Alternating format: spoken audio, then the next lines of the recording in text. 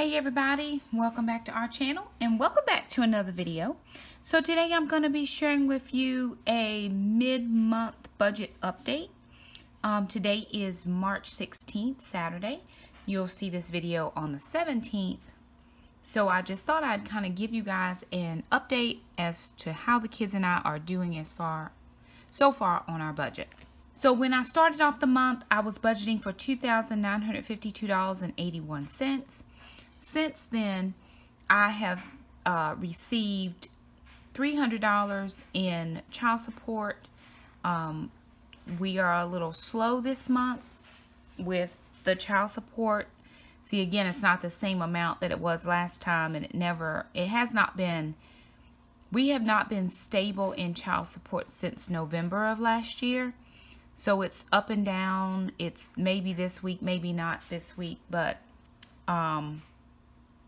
so I have to budget. When I'm doing my budgeted column, for all of you moms or dads out there who get child support, one of the things I strongly recommend is that you make your budget based on what you know is coming in, and you budget for that. Anything that comes in over that amount, then you can use that to cover additional expenses or different things like that. But don't make the mistake that I did some years ago where I was counting on this money, and then when it didn't come in, or it didn't come in on time, or it didn't come in this week, or what have you, I was having issues making the budget or making the money meet. So I totally budget just on what I bring home as a payroll deposit, and then anything else is just additional.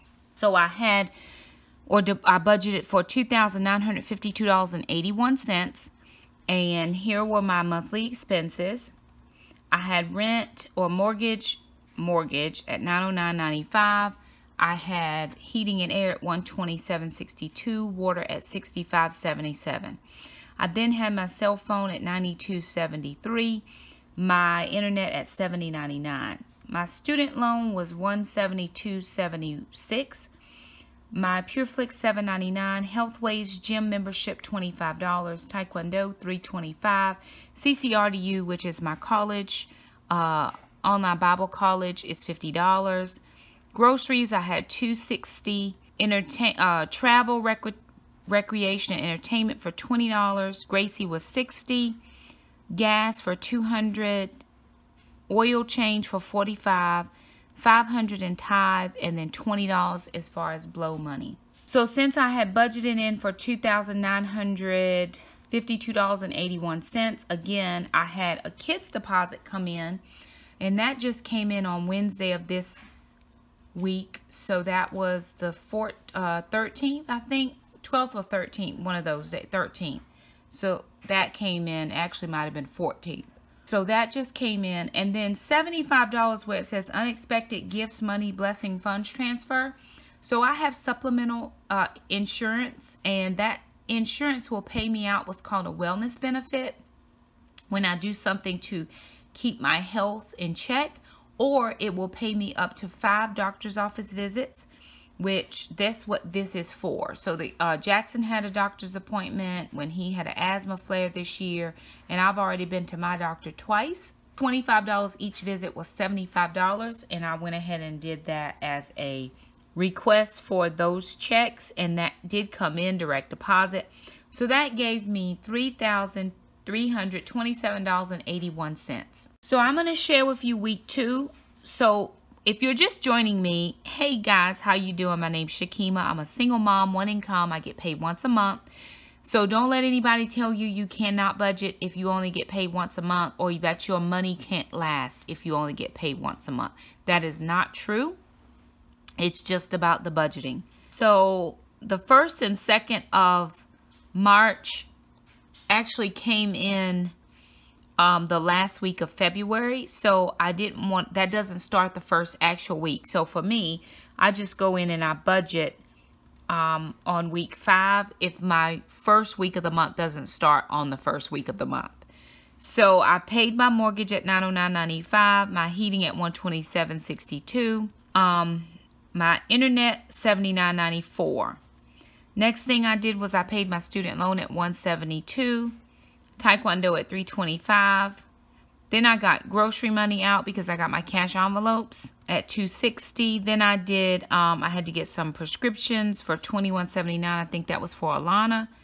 I took out cash for $20 for recreation, travel, entertainment. And then I also got money out for Gracie. Then moving down, I got gas this first couple days of the month at $29.96. I did my tithe for $500. Then I took out cash or blow money for $20. So that was the 5th week of the month, or the first 2 days of March. Going into the first full week of March, let's see what my expenses were for this week. So I did not have a lot of expenses this week, but I did pay my water bill at $65.77. Then I paid Healthways Gym, came out at $25. CCRDU I paid at $50. I got gas at the end of this week at $28.73. And so that was my expenses for the first full week of the month. That was the 4th through the 8th. Then moving into the second full week of the month, which was this week here, the 11th through the 17th.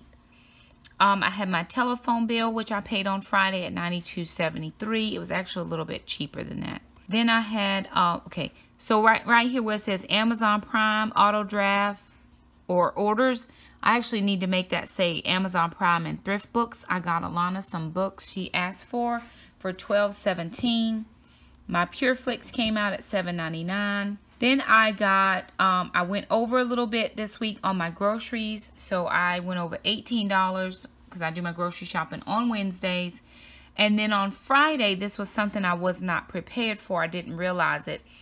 Was we're going into Friday prayer. We used to have prayer on Tuesday nights, but now we're moving into Friday prayer and fellowship. Because I sing and we sing on Tuesday nights, we all who sing were not able to make it to prayer because we were at sing practice.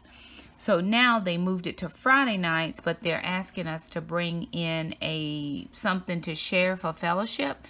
And of course, the kids and I are keto, so we have to bring our own things that we can eat just so we can have something.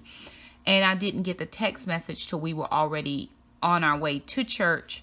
So I had to stop and pick up something, and I got some meat and some cheese and some strawberries, and it cost me $15, and I went to Aldi. So now that I know that moving forward, I'll be able to plan for that. Down here for other, it says $50. I pulled out some money, some cash for something I needed to take care of, but I just put it under the food expense. Next category down is personal expenses.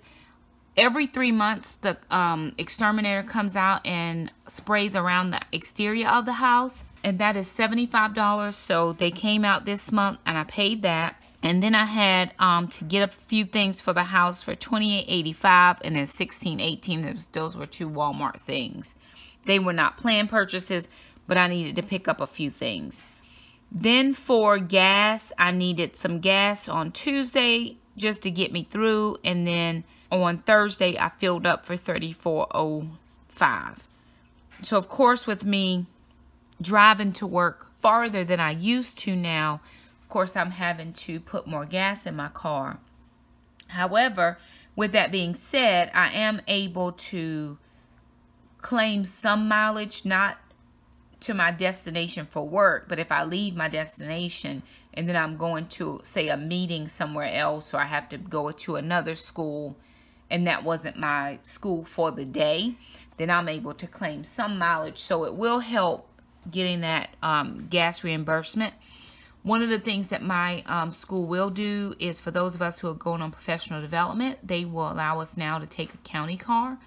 And because I do have a large amount of miles on my vehicle, I'm thankful for that, because I do have to go on a business trip, a work trip, workshop, and I'm able to take a county car, and we could fill up the gas at the bus garage, and then when I bring it back, then I'll be able to fill it up at the bus garage, and it won't cost me any gas. So prayerfully, the tank of gas that there is will be enough to get me there and back. If not, I'll put gas and submit a receipt for reimbursement.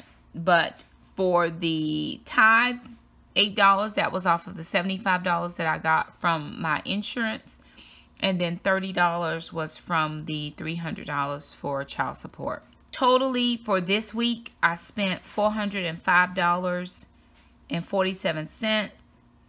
The first full week of the month, I spent $169.50. And then for the first couple of days of the month, which was the first and the second, $2,526.21. So that leaves me, if I go back to my main budget sheet, that leaves us right now $226.62. And as it stands, I still have, as far as bills, I've got some more gas I need to get. I've got my oil change I need to plan for. And then everything else is allocated. So again, whatever's left will go towards the student loan debt at the end of the month. If there's anything left here, and then any Amazon, or I meant not Amazon, any Google AdSense will go towards the student loan debt as well. So this is how I'm being gazelle intense. I am, because I do have to travel this for a workshop, I'm going to hold some monies here just in case I need food or whatever as I'm on the road. Whatever I don't spend, that's an overage here, will go into the debt snowball at the end of the month. So again, I want to just reiterate a couple of things. The first thing, specifically to one-income families that do receive child support, budget for your payroll. Even if your payroll is small, all you have to do is look to see where you can decrease some things. If I had to, I could get rid of the internet. I know I wouldn't want to do that, but I do have data plan on my cell phone. What else could I get rid of? I could get rid of PureFlix. I don't need the Health Wage Gym. I mean, I'm just saying, if you're a one-income household and you can't figure out how you're going to make ends meet without budgeting in for your child support, then look at your expenses and see what you really could do without. I don't have to be in CCRDU. That's something that I enjoy doing, but if it was between feeding my kids and this, then that would go. The kids don't have to be in Taekwondo. So these are just some suggestions. If you're trying to figure out how to make it all work out and you can't, then what can I take away that's going to let me have the monies I need? And then knowing that the child support comes in, that's going to be extra. But if it doesn't come in, then you're just sitting there trying to figure out how you're going to make the bills. So again, on groceries, what is the least amount of groceries that you can make it on with your family? Try a pantry challenge, try shopping sales, try coupons, try anything you can to get this to the lowest possible number.